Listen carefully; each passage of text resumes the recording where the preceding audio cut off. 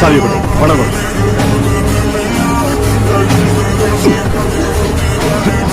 மரியாதை சொல்றேன். சாவி கொடுக்க போறியா இல்லையா? கொடுக்கல கொண்டுடுவேன்.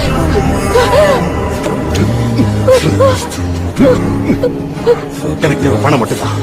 மரியாதையை கொடுத்து கொடுங்கல்ல.